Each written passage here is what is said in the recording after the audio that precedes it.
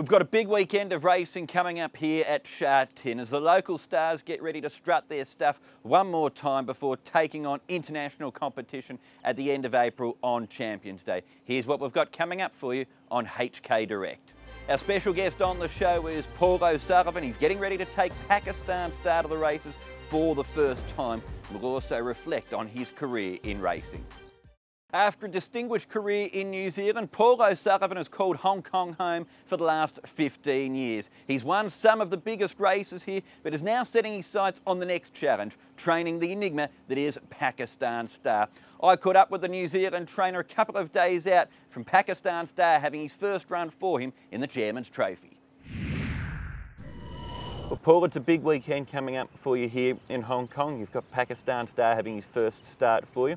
What's it like when you've got a dual Group 1 winner coming into your stable? Well, it's always nice to get a horse like that, but sometimes they can be a poison present.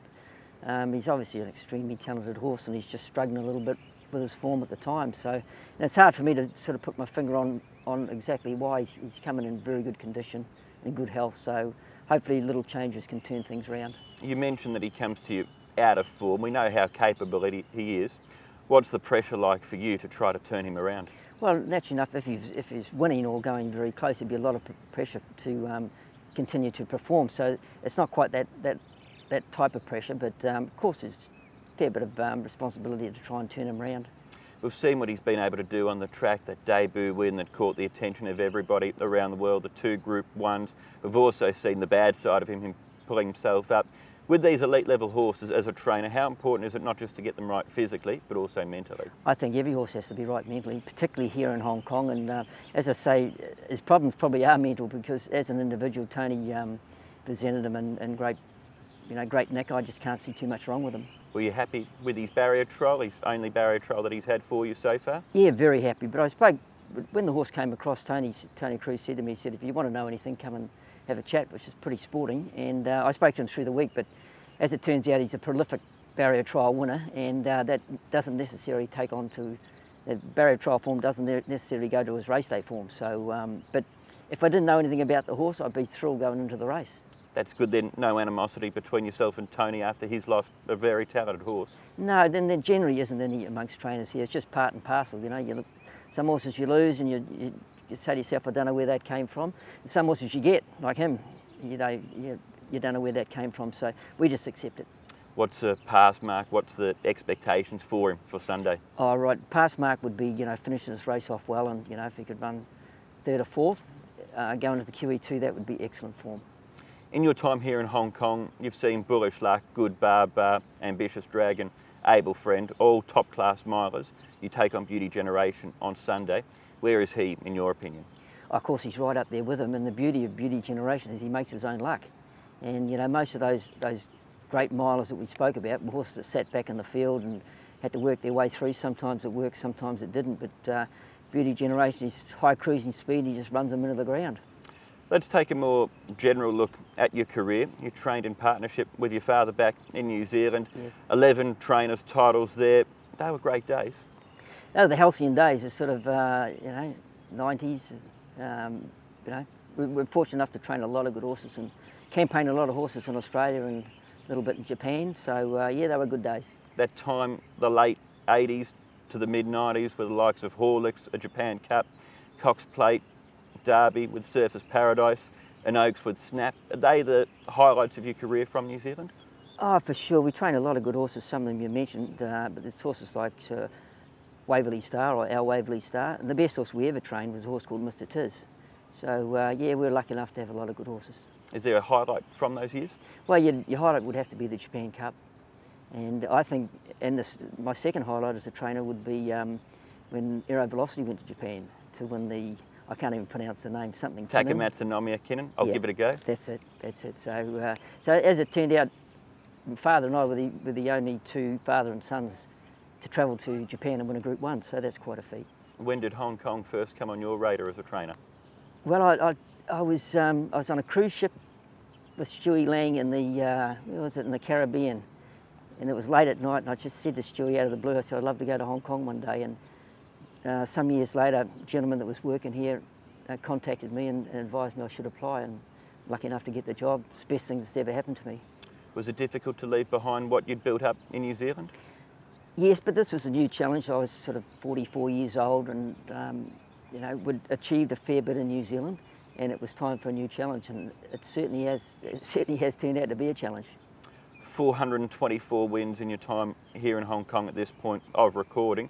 Are you happy with how things have been in the 15 years? Oh, look, I've had my ups and downs for sure. You know, I've had some great years and I've had some shocking years, and you just keep your head up. I remember a very famous trainer in New Zealand called Colin Gillings, and I think you remember Colin, and he said, I'll tell you something, son. He said, never let them know it's hurting. Never let them know it's hurting. So you just keep your head up through tough times, and you've got to adapt. You know, we come from how we train them in New Zealand is totally foreign to how we train them here in Hong Kong. So this place is adapt or die, and you know, we've continued to adapt. And I think this year's been a little tight because last year was so good. But I think you know, I'm pretty happy with the way the methods we're using here now. In saying that, it didn't take you long to achieve top-level success. 3 years after you arrived here, you won the Derby with Vital King. It was a pretty exciting race. Yeah, it was, and you know, as it turned out, if you look back through the stats, it turned out to be a very, very good Class 2 race. That's what it was. Nothing really went on to any great heights in that Derby, and that's how it can be from year to year. You don't know until you get to the Kiwi 2 Cup exactly where you stand. But yeah, that was a great thrill. Brett Preble rode him, and but you know, the big difference between here and Hong Kong and New Zealand. In New Zealand, every year you get your 60, 70 yearlings, and you'd almost guarantee 3 or 4 of those will be Group 1 horses. Here it's a little bit tougher. So how tough is it to source high quality horses for here? Because obviously you buy your tried horses, but also you've got to take a chance on unraced horses. Yeah, well, the PPGs, we've had the most success with PPGs, and the majority of those have come through the stable. You know, we've got a number of investors there that have been there for years. We go and buy yearlings, we get them up to the trials, we either sell them or sack them. So we get first pick out of a lot of nice colts through the stable, and our better PPGs or PP with aero velocity through the stable, that's where we've had our most success. Let's talk about aero velocity. Is he the best horse you've had in your time here? Oh, for sure, for sure. Great warrior. You know, he's sort of won by a lot of narrow margins. Had some very tough races, but just kept backing up. He had his issues. He obviously wasn't an easy horse to manage. Bit of a character. Yeah, bit of a character, but we sort of worked around him. And as I say, very, very brave racehorse. Aero Velocity from Penophobia. Lucky Bubbles on the scene late. Aero Velocity in front. Lucky Bubbles trying to reach him. Aero Velocity, what a grand 8-year-old he is. He takes his second sprint. You've had horses that have taken you around the world in New Zealand. He's the one that's taken you around the world in Hong Kong, isn't he? Yeah, for sure. You know, it's hard enough to get a Group 1 horse here, let alone one that will travel and travel successfully. And as I say, he's been a marvel. He's now retired back in Sydney, Muskoka Farm. And I saw a photo of him the other day. He's getting pretty fat. He's enjoying himself? Enjoying himself, yeah. Is Pakistan Star that new Group 1 horse for your stable, do you think? Well, we're going to get some sort of an indication, you know, after this weekend. You know, if he doesn't perform, I'll be scratching my head a bit. You mentioned you came here at the age of 44. We won't give away your age, but you've been here 50 years, so yeah. Use your maths to figure that out. Still plenty more time in Hong Kong. What's the future hold for Paul O'Sullivan? Well, I'd like to just continue doing what we're doing. You know, I'd like to improve the sourcing of the horses that we've got, and just try and sort of get some investors that are prepared to put up money and buy horses that are capable of running in the best races. But Hong Kong's Hong Kong, it's a great place to train. Well, Paul, it's been terrific chatting. All the best with Pakistan Star and the rest of the season. We'll certainly be cheering you on. Thanks, Evan.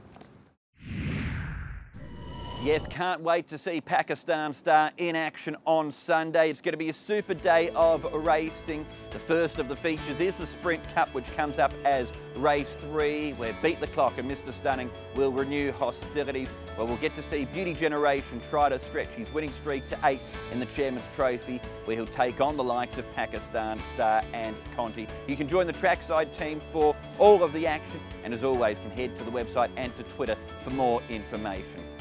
That's it for this edition of HK Direct. Thanks for your company. We're going to leave you with Masterclass for the month of March. In his second season, Frankie Law brought up his 100th winner as a trainer and completed his domination of the 4-year-old series with Furore taking out the Derby.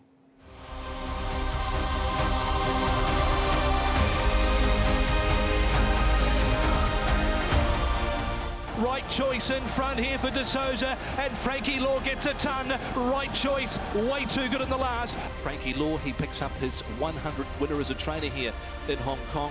Ferrari broke clear from Dark Dream, Sunny Speed and Waikuku. Ferrari's got the Derby parcelled up. Frankie Law, what a moment.